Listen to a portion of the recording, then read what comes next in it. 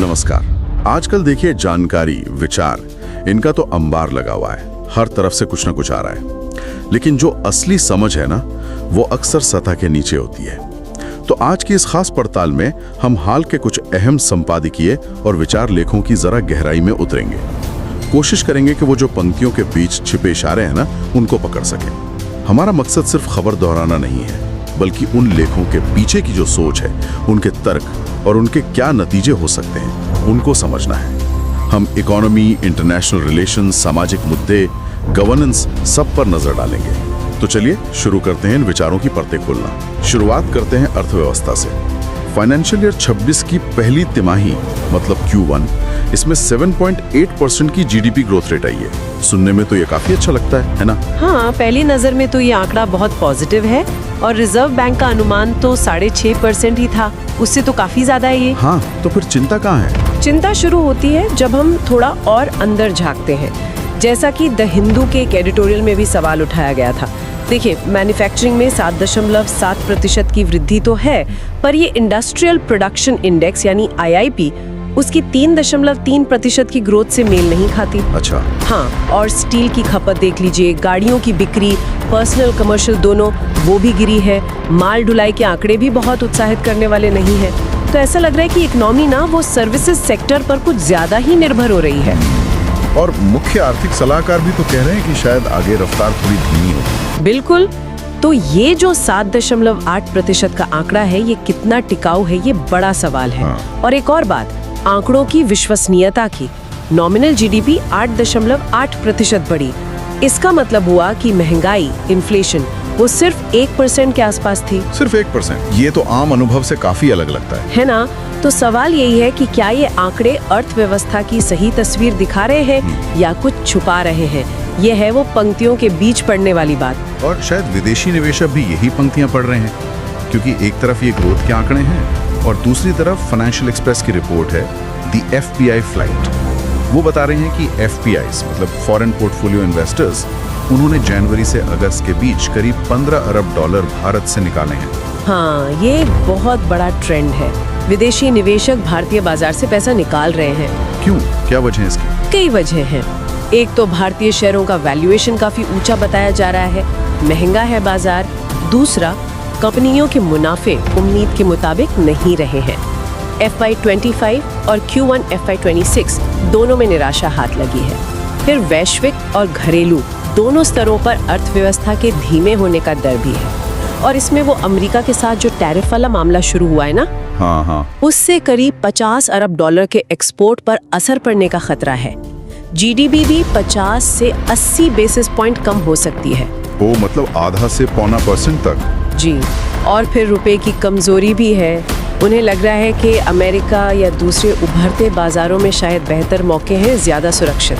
लेकिन कमाल की बात यह है कि एक तरफ FPIs पैसा निकाल रहे हैं और दूसरी तरफ हमारे घरेलू निवेशक, रिटेल इन्वेस्टर्स, वो जमकर पैसा लगा रहे हैं। म्यूचुअल फंड्स में ही हर महीने करीब 40,000 करोड़ आ रहे हैं। हाँ, ये बिल्कुल उल्टी कहानी है। ये विरोधाभास बहुत दिलचस्प है। हमारे घरेलू निवेशक भारत की लॉन्ग टर्म ग्रोथ स्टोरी पर बहुत भरोसा दिखा रहे हैं, अब बाजार को संभाले हुए हैं। तो यहाँ पंक्तियों के बीच क्या पढ़ा जाए?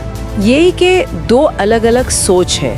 ग्लोबल इन्वेस्टर्स थोड़ा संभल कर चल रहे हैं, जोखिम से बच रहे हैं, और हमारे घरेलू निवेशक, उनमें एक आशावाद है, शायद लोकल स्थितियों पर ज्यादा भरोसा है। लेकिन क्या ये आशावाद कहीं अंदरूनी आर्थिक जोखिम को अनदेखा तो नहीं कर रहा? यही बड़ा सवाल है। और ये जोखिम क्या वही है जिनकी तरफ आपको याद होगा रघुराम राजन ने सालों पहले इशारा किया था? हाँ, जैक्सन होल वाली उनकी स्पीच 2005 की बात है शायद। बिल्कुल। फाइनेंशियल एक्सप्रेस का एक लीक भी इसी पर था, रिविजिटिंग जैक्सन होल लेसन्स। राजन ने तब चेताया था कि फाइनेंशियल सेक्टर में जो नए बदलाव आ रहे हैं, टेक्नोलॉजी, डीरेगुलेशन, हेज फंड जैसे नए प्लेयर्स, ये अनदेखे किस्म के रिस्क पैदा करते हैं, खासकर तब जब सिस्टम ऐसा हो कि ज्यादा रिस्क लेने पर ज्यादा इनाम मिले। और 2008 के संकट ने ये बात सच साबित कर दी। हाँ, और आज भी वैसी ही कुछ स्थितियां दिख रही हैं। कम ब्याज दरें हैं, एसेट कीमतें बढ़ी हुई हैं, फिनटेक जैसे नए खिलाड़ी आ गए हैं जिन पर रेगुलेशन शायद उतना मजबूत नहीं है। और इंसेंटिव स्ट्रक्चर अभी भी जोखिम लेने को बढ़ावा देते हैं। और ये ट्रेंड अब भारत में भी दिख रहा है। हाँ, साफ तो दिख रहा है। रिटेल निवेशक बैंकों से निकलकर शेयर बाजार की तरफ जा रहे हैं। ये चिंता की बात हो सकती है। सवाल उठता है कि कहीं हम इतिहास दोहराने तो नहीं जा रहे। अर्थव्यवस्था की इन गहरी चिंताओं से अब जरा अंतर्राष्ट्रीय मंच पर आते हैं। भारत की विदेश नीति, प्रधानमंत्री की हालिया चीन यात्रा हुई, राष्ट्रपति शी जिनपिंग से मिले, भागीदार प्रतिद्वंदी नहीं जैसी बातें भी हुई। क्या ये रिश्तों में कोई बड़ा बदलाव है, कोई रीसेट? इस पर बहुत अलग अलग राय है और मामला काफी पेचीदा है। एक नजरिया तो ये है, जैसा इंडियन एक्सप्रेस में पंकज सरन ने लिखा है, कि ये 2020 के गलवान के बाद बिगड़े रिश्तों को पटरी पर लाने की कोशिश है। इसमें अमेरिकी राजनीति, ट्रेड वॉर, इन सब का भी शायद कुछ असर हो। लेकिन इसमें चुनौतियां भी तो होंगी। बहुत बड़ी। चीन के साथ हमारा व्यापार घाटा देखिए, करीब $100 अरब सालाना उनके पक्ष में। उन पर आर्थिक निर्भरता का भी खतरा है। और फिर वो पंचशील जैसे पुराने सिद्धांतों का जिक्र हुआ, जिसका इतिहास भारत के लिए सच कहें तो धोखे वाला रहा है। हाँ, वो तो है। तो संतुलन साधने की कोशिश है। जैसे चीन जाने से ठीक पहले जापान भी गए थे प्रधानमंत्री। लेकिन एक दूसरा नजरिया भी है जो इस रीसेट को लेकर काफी शंकित है, बल्कि वो इसे एक भ्रम बता रहा है। बिल्कुल। इंडियन एक्सप्रेस में ही मानव सचदेवा का लेख है, on China let's do a reality check. उनका कहना है कि ये रीसेट है ही नहीं। सीमा पर स्थिरता की बात खोखली है। बफर जोन उन इलाकों में बने हैं जहां पहले भारत की पेट्रोलिंग होती थी, जबकि चीन ने अपनी पोजीशन और मजबूत कर ली है। आर्थिक रिश्ते भी चीन के ही ज्यादा फायदे में हैं और डिप्लोमेटिक बातों के बावजूद चीन का मिलिट्री बिल्डअप, पाकिस्तान को उसका सपोर्ट, यूएन में भारत को रोकना, ये सब तो जारी है। तो इस नजरिए से ये क्या है? इस नजरिए से ये गलवान को भुलाने की कोशिश है और शायद भारत के जो सहयोगी देश है उनके बीच भारत की क्रेडिबिलिटी कम करने जैसा है। इंडियन एक्सप्रेस का एडिटोरियल भी तो कुछ ऐसा ही कह रहा था कि बातें चाहे जो हों, सीमा, व्यापार, पाकिस्तान वाले मुद्दे तो अपनी जगह कायम है। हाँ, और प्रधानमंत्री ने एससीओ समिट में भी तो बिना नाम लिए चीन और पाकिस्तान पर निशाना साधा था, कनेक्टिविटी पर संप्रभुता की बात करके और आतंकवाद पर दोहरे मापदंड की आलोचना करके। तो पंक्तियों के बीच संदेश क्या है? संदेश यही है कि चीन के साथ रिश्ते साधना एक बहुत ही मुश्किल कूटनीतिक जरूरत और कठोर जमीनी हकीकत के बीच संतुलन बनाने जैसा है। ये एक बहुत पतली रस्सी पर चलने जैसा है। ये वाकई स्थिरीकरण है या तुष्टीकरण, ये कहना अभी मुश्किल है। बातों और जमीनी हकीकत में कितना फर्क है, इस पर लगातार नजर रखनी होगी। और इसी मुश्किल कूटनीति के बीच अमेरिका ने भारतीय एक्सपोर्ट पर टैरिफ बढ़ा दिए। ये तो एक और बड़ा झटका है। हाँ, ये बहुत गंभीर बात है। करीब 50-55 अरब डॉलर का हमारा निर्यात इससे प्रभावित हो सकता है और असर भी उन सेक्टर्स पर ज्यादा पड़ेगा जो रोजगार बहुत देते हैं, James and jewellery, textile, agriculture, leather. ये तो बड़ा झटका है। तो क्या इससे भारत अमेरिका के जो इतने गहरे रिश्ते बन रहे थे उन पर असर पड़ेगा? देखिए, द हिंदू में महनाज अंसारी का एक लेख था। उनका तर्क है कि ये रिश्ता सिर्फ व्यापार से कहीं ज्यादा गहरा है। अच्छा, कैसे? उनका कहना है कि जेनेरिक दवाएं ले लीजिए, अमेरिका की 40% जरूरत भारत पूरी करता है। हमारी आईटी सर्विसेज हैं, एनर्जी, डिफेंस में सहयोग है, 2+2 डायलॉग है, स्पेस में नासा इसरो का सहयोग है और सबसे बड़ी बात, लोगों के बीच का कनेक्शन। 48 लाख भारतीय मूल के लोग वहाँ हैं, 2 लाख स्टूडेंट्स पढ़ रहे हैं। तो उनका कहना है कि ये विश्वास जो है वो टैरिफ से ज्यादा मजबूत है। ये बात भी सही है। इंडियन एक्सप्रेस का एडिटोरियल भी कह रहा था कि तनाव तो है, लेकिन अमेरिका एक स्वाभाविक पार्टनर है। हमारा ट्रेड सरप्लस भी तो है उनके साथ। हाँ, करीब 40 अरब डॉलर का। तो संदेश यही है कि इस झटके के बावजूद रिश्ते की गहराई को कम करके नहीं आंकना चाहिए। लेकिन ये सवाल तो रहेगा कि ये टैरिफ क्या सिर्फ एक अस्थायी चीज है या अमेरिका की पॉलिसी में कोई बड़ा बदलाव आ रहा है? इसे संभालना भारत के लिए चुनौती तो होगी। बिल्कुल, ये एक बड़ी डिप्लोमेटिक और इकोनॉमिक चुनौती है। पंक्तियों के बीच सवाल यही है कि क्या दोनों देशों के जो स्ट्रेटेजिक इंटरेस्ट हैं वो इतने मजबूत हैं कि ऐसे ट्रेड के झगड़े झेल जाएं? संतुलन साधना बहुत जरूरी होगा। और अंतर्राष्ट्रीय चुनौतियों में एक और चीज जुड़ गई है। ब्रिटेन भी अब ईयू की तरह कार्बन बॉर्डर टैक्स यानी CBAM ला रहा है। इसका भारत पर क्या असर होगा, खासकर तब जब हमने अभी यूके के साथ FTA किया है? हाँ, ये एक और बड़ी चुनौती सामने आ गई है। द हिंदू में इस पर एक अच्छा लेख था। ये यूके CBAM जनवरी 2027 से लागू होगा और शुरुआत में स्टील, एल्यूमिनियम जैसे सेक्टर्स पर लगेगा।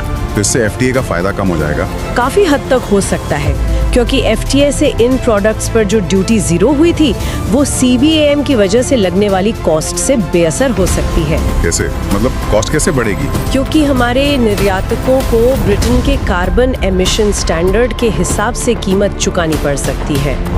ब्रिटेन में कार्बन की कीमत है करीब $66 प्रति टन CO2।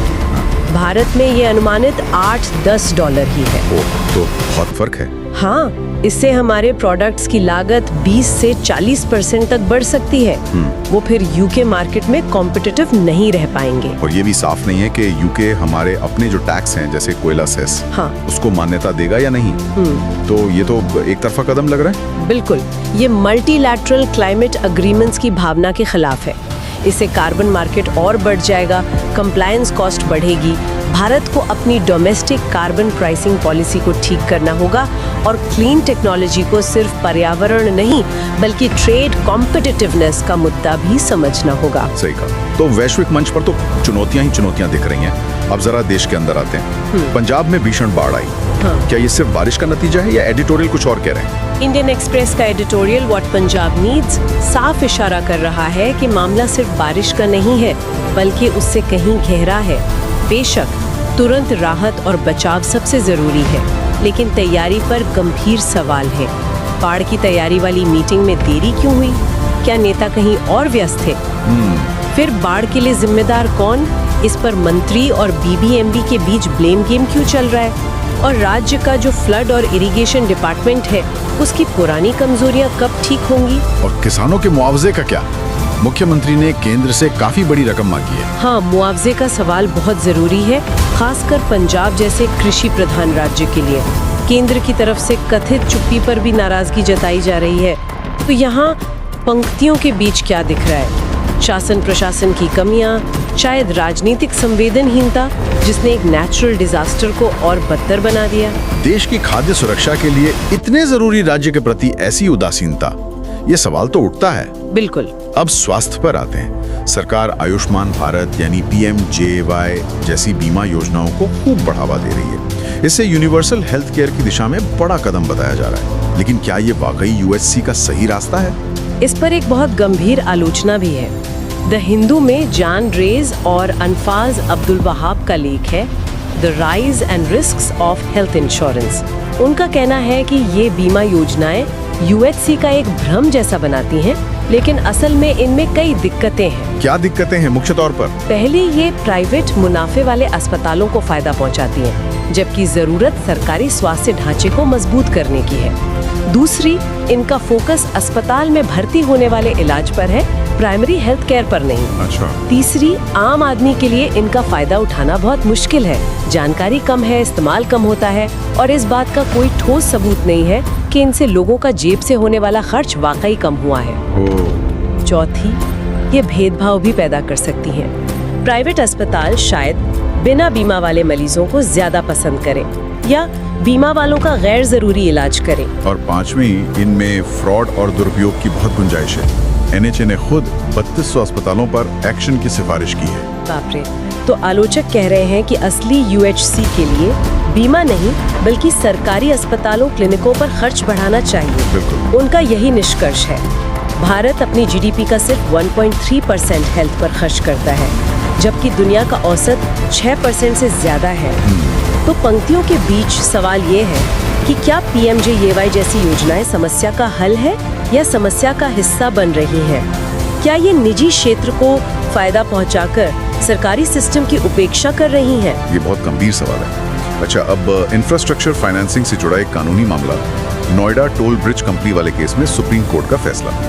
इससे पब्लिक प्राइवेट पार्टनरशिप यानी PPP मॉडल पर सवाल उठ रहे हैं। हाँ, फाइनेंशियल एक्सप्रेस में अमित कपूर और अमिताभ कांत का लेख इसी पर है। सुप्रीम कोर्ट ने कहा है कि जो प्राइवेट कंपनी टोल ब्रिज बनाती है वो सिर्फ अपनी लागत और एक उचित रिटर्न ही वसूल सकती है। और उचित रिटर्न का मतलब है उस समय की बैंक ब्याज दरें, भले ही कॉन्ट्रैक्ट में टोल वसूलने की अवधि कितनी भी लंबी क्यों न लिखी हो। लेकिन PPP प्रोजेक्ट तो लंबे समय के होते हैं, उनमें रिस्क भी होता है, तो क्या इससे निवेशक नहीं घबराएंगे? लेखकों का यही कहना है। कि ये व्याख्या पीपीपी मॉडल की बुनियाद को हिला सकती है। निवेशक तो लंबे समय, जोखिम और कॉम्पिटिटिव रिटर्न की उम्मीद पर पैसा लगाते हैं।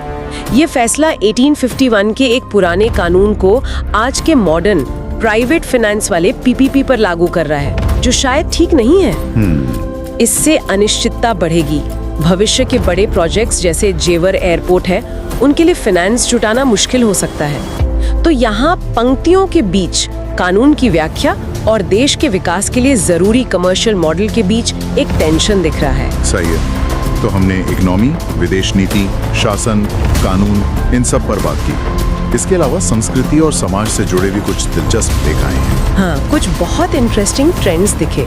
एक तो फाइनेंशियल एक्सप्रेस में केप ऑफ डेमन हंटर्स नाम की एक एनिमेटेड फिल्म की सफलता का जिक्र था। वो दिखाता है कि कैसे दक्षिण कोरिया अपनी असली कल्चरल पहचान के साथ दुनिया में सॉफ्ट पावर बन रहा है। उन्हें पश्चिमी दर्शकों के लिए खुद को बदलने की जरूरत नहीं पड़ी।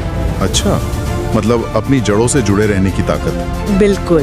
पंक्तियों के बीच संदेश यही है, कल्चरल कॉन्फिडेंस।